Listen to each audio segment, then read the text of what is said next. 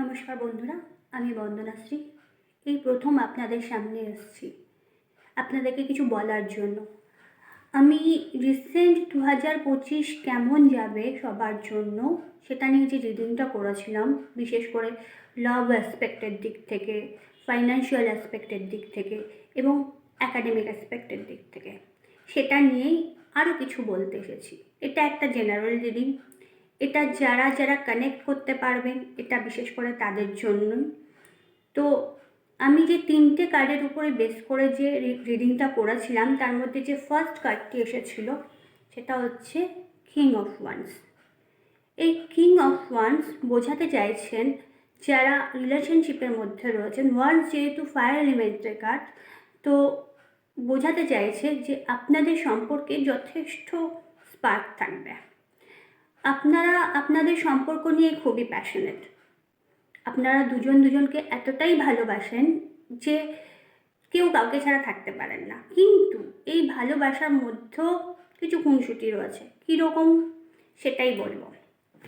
সেটা হচ্ছে যে মাঝে মাঝে দেখতে পাবেন আপনাদের পার্টনারের মধ্যে অ্যাগ্রেসিভনেস রয়েছে, ওভার পজিটিভনেস রয়েছে, ডাউট রয়েছে, কিছু কিছু ক্ষেত্রে মিসআন্ডারস্ট্যান্ডিং ক্রিয়েট হচ্ছে, মিসকমিউনিকেশন হচ্ছে। তো এর জন্য কিছু প্রবলেম আসতে পারে। তো সেই ক্ষেত্রে আপনারা দুজনের কথা খুব ভালো করে শুনবেন, বুঝবেন, তারপর সিদ্ধান্ত নেবেন।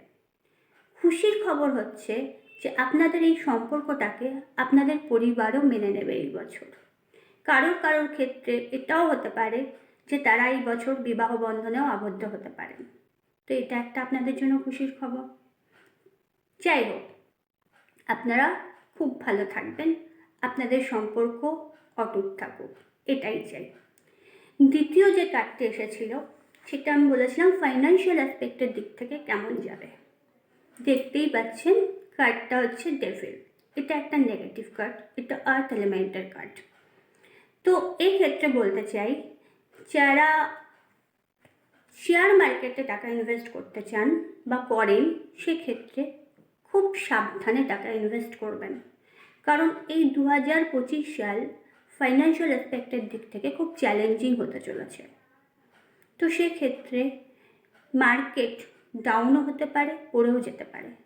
তো সেক্ষেত্রে বুঝে ইনভেস্ট করবেন। ট্রেডিংয়েও যারা আছেন, যারা টাকা ইনভেস্ট করেন, সেক্ষেত্রেও খুব বুঝে ইনভেস্ট করবেন।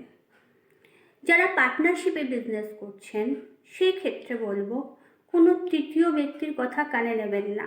সেক্ষেত্রে কিন্তু আপনাদের পার্টনারশিপে কিছু মিসআন্ডারস্ট্যান্ডিং ক্রিয়েট হতে পারে, যার জন্য আপনাদের বিজনেসেও লস হতে পারে। তো সেক্ষেত্রেও খুব সাবধানে দুজনের মধ্যে বোঝাপড়া রেখে চলবেন। যারা প্রপার্টিতে ইনভেস্ট করছেন, সেক্ষেত্রে বলবো কাগজপত্র দেখে বুঝে তারপরে এগোবেন। আরেকটা কথা, এই বছরটা বুঝতেই পারছেন, যেহেতু আমি বললাম আর্থ এলিমেন্টের কার্ড, তো ভূমিকম্প অবশ্যই হবে। উড়িষ্যা এবং নেপালে আমরা ভূমিকম্পের কিছুটা আঁচ পেয়েছি। তো সেক্ষেত্রে এই বছরটা একবার নয়, একাধিকবার ভূমিকম্পের যোগ রয়েছে। তো সেক্ষেত্রে তার জন্য মার্কেট পড়তে পারে। আমাদের এমন অনেক টাফ সিচুয়েশান আসবে যে ক্ষেত্রে আমাদের টাকাটা অত্যন্ত জরুরি। তো সেক্ষেত্রে খুব বুঝে খরচ করবেন। তো সেই টাফ সিচুয়েশানে কিন্তু আমাদের টাকাটা লাগতে পারে। তো অযথা বাজে খরচ করবেন না, কারণ এই বছরটা অনেক আপ অ্যান্ড ডাউনসের মধ্যে দিয়েও যাবে, আয়ের থেকে ব্যয় বেশি হবে। তো ওর জন্য খুব বুঝে চলবেন। এই ছিল ফাইন্যান্সিয়াল অ্যাসপেক্টের দিক থেকে কেমন যাবে 2025 সাল। তো সেটা আমি বলেছি। থার্ড যে কার্ডটি এসেছে সেটি হচ্ছে, একটু ভুল হয়ে গেল। থার্ড যে কার্ডটি এসেছে সেটা হচ্ছে দ্য হ্যাংম্যান। অ্যাকাডেমিক অ্যাসপেক্টের দিক থেকে কেমন যাবে সেটা আমি বলেছিলাম যে যারা স্টুডেন্ট রয়েছেন তারা খুব মনোযোগ সহকারে পড়াশুনো করবেন, পড়াশোনাটাকে একটা সাধনার মতো নেবেন। যদি সঠিকভাবে মনোযোগ সহকারে যদি পড়াশুনো করতে পারেন, তাহলে সেক্ষেত্রে আপনারা রেজাল্ট অবশ্যই ভালো পাবেন।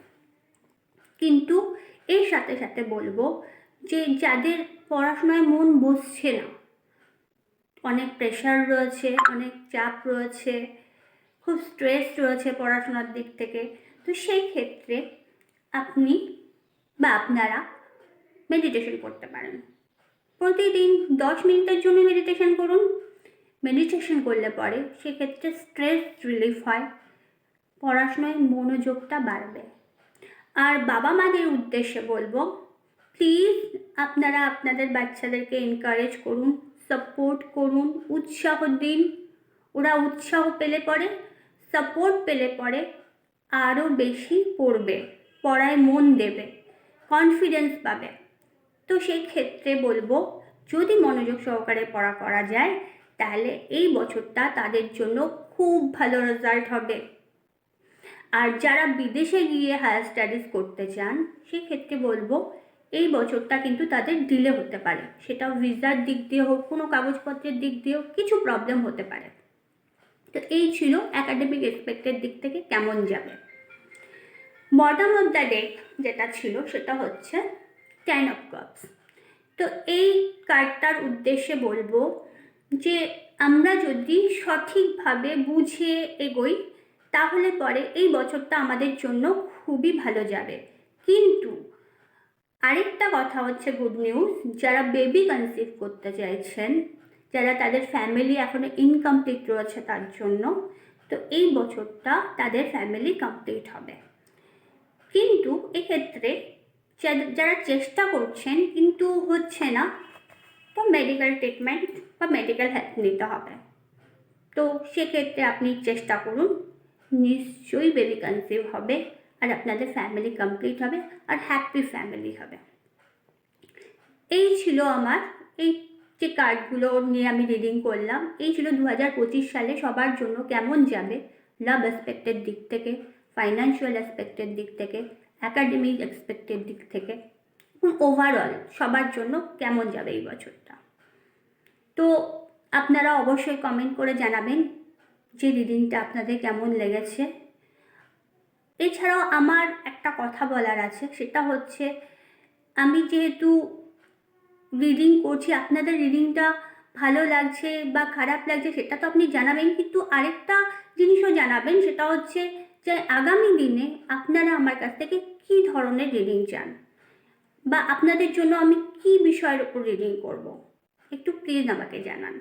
সেটা আমার জন্য হেল্পফুলও হবে আর আমার কনফিডেন্সকেও বাড়াবে। তো যাই হোক, আজকের মতো এখানেই শেষ করছি। আগামী দিনে আবার নতুন রিডিং নিয়ে আসবো। সবাই খুব ভালো থাকবেন। নমস্কার।